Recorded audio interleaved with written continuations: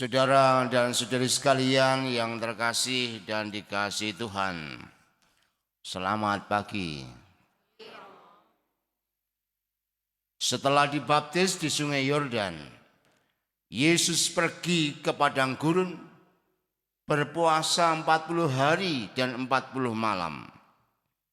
Begitu selesai, ia langsung mewartakan kerajaan Allah di mana-mana. Sama seperti Yesus, baptisan yang kita terima sekaligus mengandung tugas perutusan.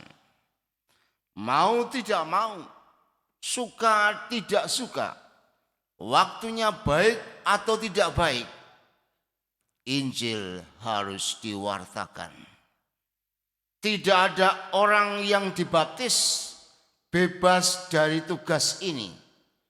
Semuanya diutus untuk pergi tanpa pengecualian, dan ini bersifat mutlak. Oleh karena itu, saya mengajak Anda semua untuk merenungkan 3 poin berikut untuk meyakinkan bahwa kita telah dibaptis dan wajib untuk diutus. Yang pertama, kita diutus untuk mati. Yesus berpesan, "Pergilah, camkanlah, aku mengutus kamu seperti anak domba ke tengah-tengah serigala. Janganlah membawa pundi-pundi atau bekal atau kasut." Kita diminta pergi, tetapi bagaikan anak domba di tengah-tengah serigala. Anak domba masih anak domba di tengah serigala. Di tengah itu berarti serigalanya banyak. Dan kalau demikian sudah pasti mati. Enggak ada anak domba di tengah serigala itu hanya diembus-embus oleh serigala. Langsung mati ini. Maka perutusan kita ini adalah perutusan atau kita diutus pergi untuk mati. Sudah paham belum kira-kira ya? Paham loh ya? Ini loh pergi untuk mati. Jadi ini semua untuk kita semua yang telah dibaptis. Jadi kalau orang dibaptis itu enggak usah enak-enak di dalam rumah. Kalau disuruh jadi ketua lingkungan langsung nolak semua. Itu belum orang-orang yang belum dibaptis itu. Jadi kalau orang dibaptis ini berlomba-lomba untuk memberikan diri. Karena memang dia diutus untuk mati. Sudah perutusannya begitu, masih ditambahi perintah. Untuk tidak membawa apa-apa sama sekali. Jadi perginya diutus untuk itu. Lalu tidak boleh membawa apa-apa. Inilah perutusan yang sangat aneh dan mustahil. Apa yang dimaksudkan dengan perutusan yang seperti ini? Di balik perutusan seperti ini, Tuhan sebenarnya hendak mau mengatakan bahwa perutusan itu bukan pekerjaan manusia, tetapi semata-mata pekerjaan Allah. Para murid tidak diutus untuk mengubah dunia, tidak. Tetapi para murid diutus untuk menjadi sarana sehingga Allah bisa melakukan tindakannya dalam mengubah dunia. Yang melakukan itu adalah Allah sendiri. Oleh karena itu dalam tugas perutusan ini bukan barang apa yang kita bawa. Bukan kepandaian apa yang kita andalkan. Bukan mukjizat apa yang kita lakukan. Bukan semuanya itu. Seringkali masih ada syaratnya. Seringkali disebutkan kalau punya kualifikasi seperti ini dan itu. Padahal perutusan itu bukan soal itu. Bukan soal kepandaian kita. Ada orang yang pandai luar biasa tapi diutus nggak bisa. Kenapa? Dia hanya mengandalkan diri sendiri. Kita semua dipanggil bukan untuk itu, tetapi dipanggil untuk mengalami sukacita Allah dan memiliki hati Allah. Karena tadi bukan pekerjaan manusia, tapi pekerjaan Allah. Maka panggilan ini sebenarnya merupakan bagi kita semua untuk dipanggil mengalami itu. Dengan cara demikian, kita diutus untuk membuat Allah itu lebih mudah bekerja. Kadang-kadang kalau kita ini sudah pandai menjadi sombong, Allah nggak bisa bekerja dengan maksimal. Kadang-kadang kalau kita ini kaya, sombongnya minta ampun seakan-akan dunia miliknya. Padahal mati juga orang yang seperti ini. Kita seringkali mengandalkan diri kita. Padahal pewartaan perutusan adalah perutusan yang mustahil dilakukan oleh kita. Hanya Allah saja yang bisa. Semuanya itu kemudian membuat kita mesti beranjak untuk menemui hati Allah. Sehingga Allah yang kita wartakan itu kemudian menjadi mudah untuk bekerja melalui kita. Yang kedua, persiapan menjadi utusan. Melalui sabda Tuhan hari ini kita disadarkan, perutusan seperti ini hanya mungkin ketika Allah sungguh di hati kita dan menjadi sumber sukacita bagi hidup kita. Oleh karena itu ada dua persiapan yang mesti dilakukan. Persiapan pertama, karena Allah bekerja melalui kita, maka tugas perutusan itu sebenarnya undangan Allah agar kita masuk dalam hatinya. Allah membuka dirinya dan mengundang kita semua yang telah dibaptis itu untuk mengalami sukacita ilahi. Maka kita mesti belajar mendengarkan suara Allah dan memahami kehendaknya. Dan untuk bisa mendengarkan dan memahami itu diperlukan keheningan pikiran dan hati. Kalau Anda bangun tidur, apa yang Anda lakukan pertama-tama? Apa kira-kira? Apa, Bro Diakon? Paling-paling kalian tuh kalau bangun tidur langsung HP yang dipegang. Itu yakinlah modelnya gini-gini itu. Apalagi zaman sekarang. Langsung HP bukan duduk tenang dulu, mengheningkan dulu dan berusaha mendengarkan suara Tuhan. Supaya harian kita selama sehari itu kita hidup dalam memahami Allah. Inilah yang dimaksud dengan keheningan.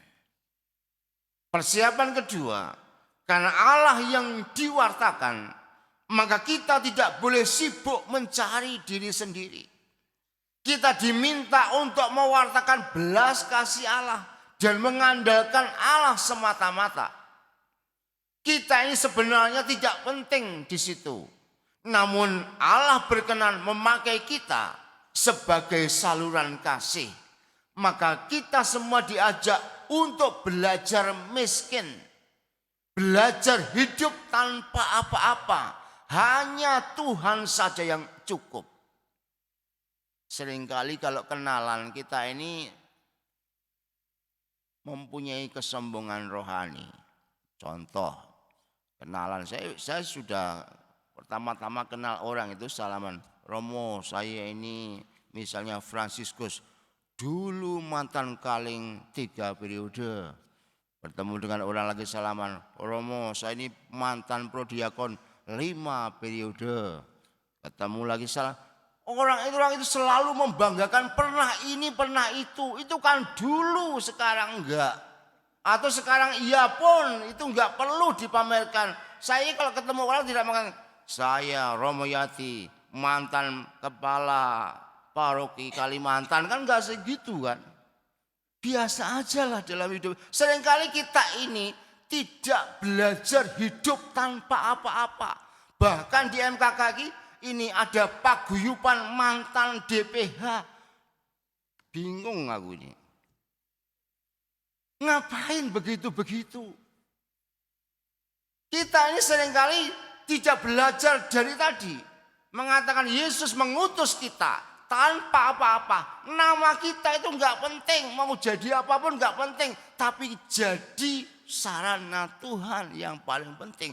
Dan menjadi sarana bagi Tuhan itu. Bukan kita yang diwartakan aku ini telah ini atau itu. Enggak. Tapi Tuhan yang diwartakan. Dan aku mesti belajar miskin. Tanpa kemiskinan ini tidak mungkin Allah memakai kita sebagai salurannya. Kalau kita hanya membanggakan diri telah ini dan telah itu. Bukan Allah yang diwartakan, tapi diri kita. Mari kita belajar untuk itu. Belajar hidup tanpa apa-apa. Bukan menjadi sebuah kesombongan tertentu. Dan kita ini seringkali seperti itu. Menyangka itu adalah poin yang paling penting. Padahal poin yang paling penting sebagai utusan bukan apa-apa. Apakah aku ini? Malah semakin menjadi rendah hati tanpa apa-apa. Hanya Tuhan saja yang penting. Aku bukan orang yang penting. Tapi dipakai oleh Allah menjadi saluran ini. Maka semakin miskin kita. Semakin tanpa apa kita. Maka saluran berkat kasih Allah akan semakin mengalir. Tetapi semakin sombong kita, semakin hidup ini selalu pakai embel-embel semuanya, maka sebenarnya kita telah gagal menjadi utusan Allah. Yang ketiga, bekerja untuk menuai itu ternyata sedikit. Di awal Injil, Yesus telah menyampaikan tentang kondisi konkret, yaitu tuaian banyak tetapi pekerjanya sedikit. Meski akibat baptisan kita mutlak untuk diutus, tetapi siapa yang siap bertekun dalam doa dan memiliki hati Allah ini? Kita biasa hidup sekedar kewajiban dan bukan kebutuhan kita.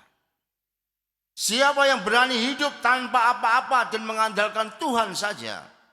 Kita ini orang yang suka pujian, sanjungan, sehingga mudah tersinggung ketika hal berbeda terjadi pada kita dan akhirnya mutung. Sangat sedikit orang yang mau masuk ke hati Allah dan menjadikan hatinya miskin dan hanya diisi oleh Allah saja. Namun keselamatan Tuhan tidak bisa dihentikan karena sedikit orang yang mau. Oleh karena itu Yesus hari ini menasihatkan dan mengajak kita untuk berdoa supaya mengirimkan para pekerjanya. Tapi seringkali ini menjadi ditafsirkan secara berbeda. Jadi kalau berdoalah supaya Allah mengirimkan pekerja-pekerja, maka doanya seringkali menurut pendapat saya atau permenungan saya seringkali doanya salah. Ini tidak dimaksudkan untuk umum. Sehingga doanya tidak demikian. Tuhan, semoga umat MKK ini ada yang siap menjadi pekerja di kebun anggurmu. Tidak berdoa seperti itu. Sebenarnya maksud dari kitab suci hari ini berdoanya demikian. Tuhan, sentuhlah hatiku, sentuhlah pikiranku, sentuhlah tindakanku, supaya aku tergerak menjadi utusanmu. Jadi jangan mendoakan orang lain ketika kalian enggak berdoa untuk diri sendiri. Maka hari ini diundang untuk berdoa, supaya kita disentuh oleh Tuhan. Sehingga kita tergerak menjadi utusannya. Meskipun tadi secara kodrati setelah dibaptis kita diutus Tuhan. Tapi seringkali kita melupakan semuanya. Maka hari ini kita diminta untuk berdoa. Dan nanti doakan dalam hati, Tuhan ini aku, utuslah aku sekehendak hatimu. Dan kemudian berani mengandalkan Tuhan, dan berani hidup tanpa apa-apa. Tidak penting kita diterima atau ditolak. Tidak penting kita ini nanti akan dipuji atau direndahkan. Yang terpenting adalah Tuhan semakin dimuliakan. Dan itu semua adalah tugas kita semua tanpa kecuali. Maka berdoalah dengan sepenuh hati agar Tuhan melalui Roh Kudus-Nya menyentuh kita masing-masing. Tuhan memberkati.